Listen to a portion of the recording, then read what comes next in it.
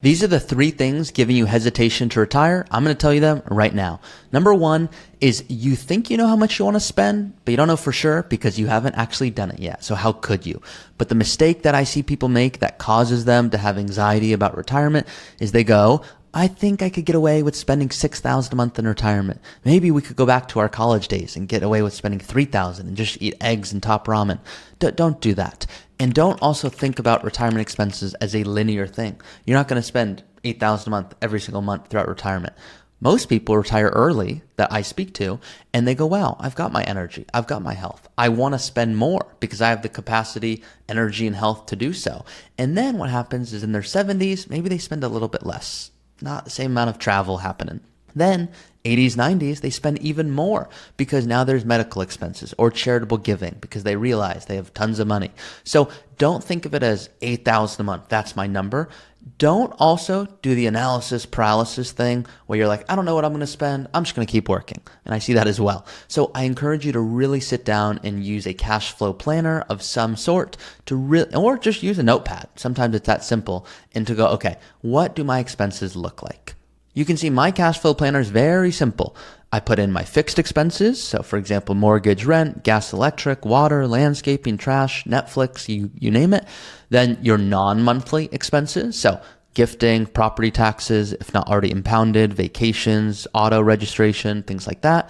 And then non-fixed monthly expenses. So groceries, gas, Uber, and then discretionary expenses. And then you get your total monthly expenses. It's pretty simple. So that's how I like to work with clients so that there's real clarity as to, got it, our base is always going to be $5,000 a month. That's what we spend, but that's not us living frivolously. That's just us. We're living. It's just not our ideal life. We want to travel on top of that. And there's healthcare before 65.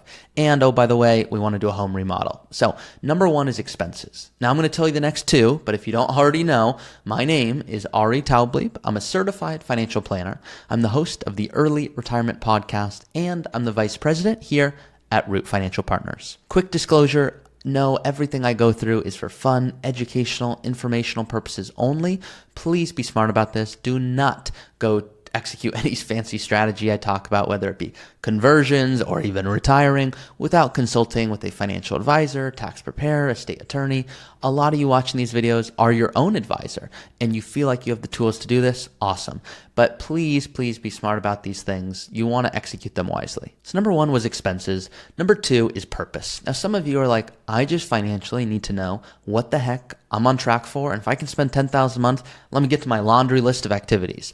Others of you go, I think I kind of know, but I don't really know because I haven't done it yet. So I think I want to play golf, but I'm not totally sure. Or I think I'm going to actually spend a lot of time volunteering, but it turns out it kind of feels like a job again. I don't actually want to do that. So thinking through purpose is not easy. Check out this article right here. It's from an awesome company you can see. It's called Barking Up the Wrong Tree. And they say, how do you have a happy retirement? Here's 4 secrets from research. This was sent to me from a client of mine who's awesome. And I rely on my clients to send me cool stuff like this so that I get to share it with all of you. Because my clients are coming to me going, I want to retire early. Can I make it happen?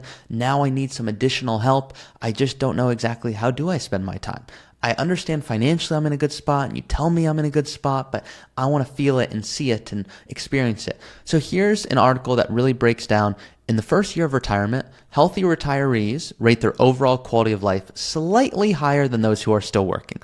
But very quickly, somewhere between years 1 and years 2, they hit a low point. Their overall quality of life ratings fall sharply, down to almost half that of those who retired 1 year or less and those still working. And then they go on to say, beginning in year 3, their quality of life perceptions start to recover, but only slowly.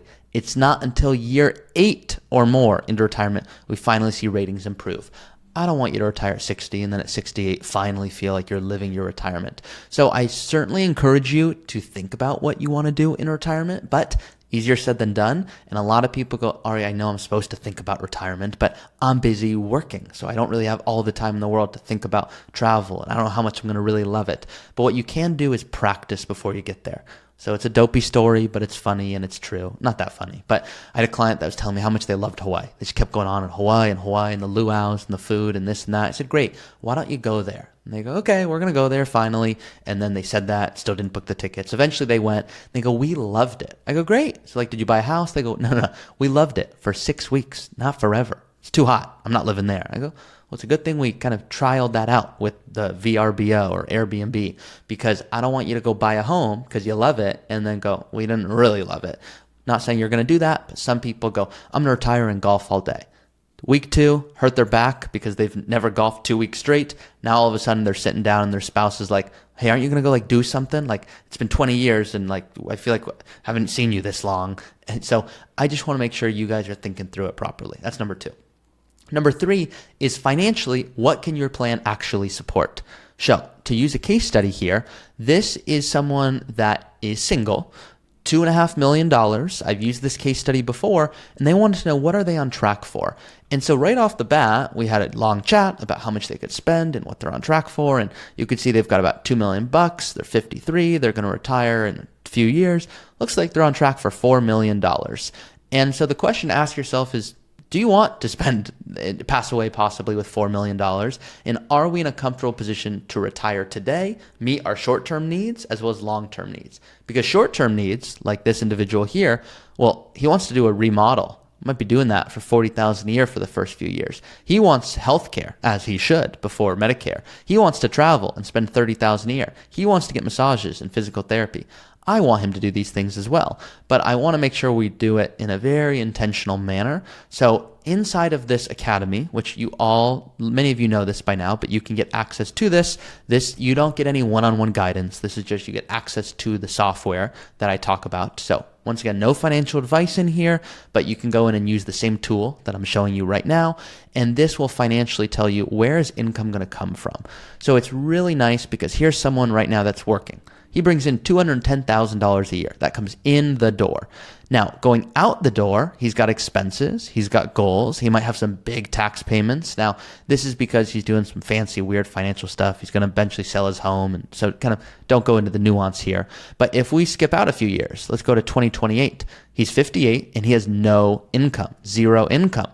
Well, he wants to be able to live. And if we go to his expenses here, you can see at 58, he's got living expenses. He's got housing expenses. So he's got to be able to pay for these things. He wants to live his dream retirement. On top of that, he's got some big goals, vacation goals. He might buy a new property, other goals, health, massage, remodel, healthcare. So he's putting all of his goals in here and he's going, got it. So what I need is to somehow come up with $288,000 so I can live the life I want to live and pay all these taxes. Most of his money is in a 401k. So when he takes the money out, he's got to pay taxes. So this is the kind of next stage to think about.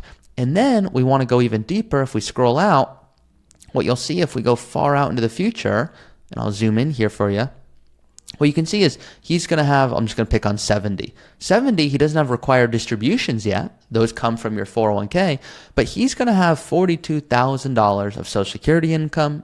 He's going to have expenses. He's still going to have goals, but maybe he's not traveling it, doing remodels. So his goals are way less. He still has to pay taxes. So what you want to know is, can your plan support this? And what is your withdrawal rate? Meaning, how much of your portfolio do you need to help out in 2040 as well as the rest of your life? So if we skip out a few years, at 75, he's got his Social Security, but he also has those required distributions that are going to begin. And those begin at $207,000. So you can see here, if $255,000 is what he needs, meaning that's coming in the door, 255 comes in, his total outflows are 247, which means he has more coming in than he'll ever need, and this keeps increasing.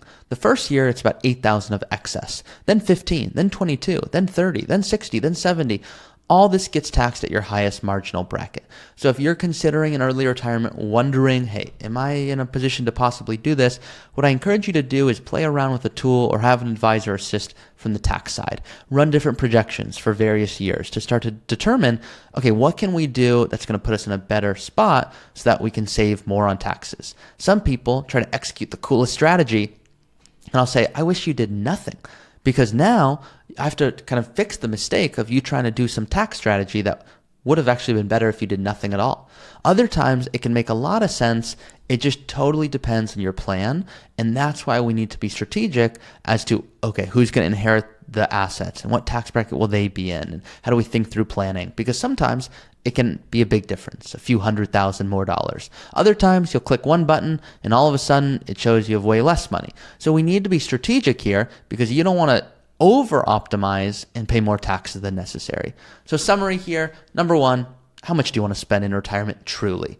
Number two is going, hey, what the heck are you going to do? And number three, is your plan financially able to support all of those things?